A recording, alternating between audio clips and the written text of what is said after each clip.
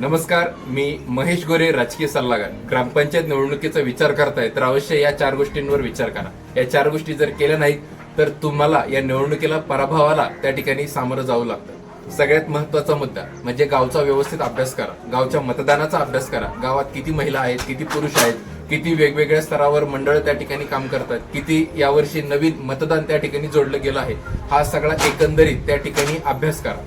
दुसरा महत्वाचा मुद्दा म्हणजे पाठीमागं झालेल्या सर्व निवडणुकींचा व्यवस्थित अभ्यास करा.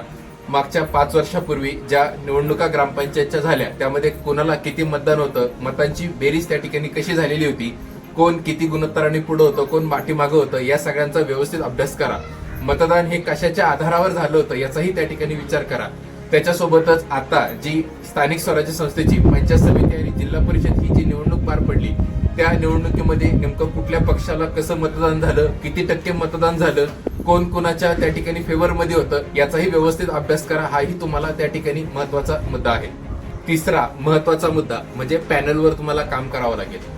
ज्याचा गावामध्ये पॅनल त्या ठिकाणी स्ट्रॉंग असेल, निवडणुकीमध्ये विजय सुद्धा मिळवण्याचे चान्सेस त्याला असू शकतात. हे लक्षात घ्या की प्रत्येकाच्या गावानुसार काही वेळेस ही स्ट्रॅटेजी चेंज सुद्धा होऊ शकते. ते तुम्ही तुमच्या गावाच्या आराखड्यानुसार त्या ठिकाणी बघा.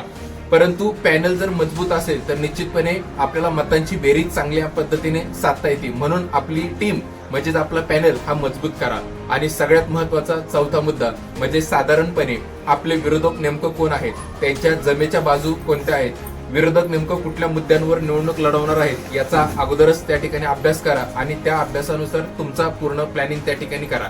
लक्षात घ्या, ग्रामपंचायतची निवडणूक लढत असताना तुम्ही अचानक आलात आणि ग्रामपंचायतची निवडणूक लढवली तर तुम्हाला तुलनेमध्ये यश हे त्या ठिकाणी कमी मिळू शकतं. आणि म्हणून मला असं वाटतं आता योग्य वेळ आलेली आहे. संपूर्ण गावचा अभ्यास करा, विरोधकांचा अभ्यास करा, स्वतःवर काम करा, मतदारांवर काम करा. अशाच राजकारणातील व्हिडिओ बघण्यासाठी माझ्या अकाउंटला त्या ठिकाणी तुम्ही फॉलो करा. धन्यवाद.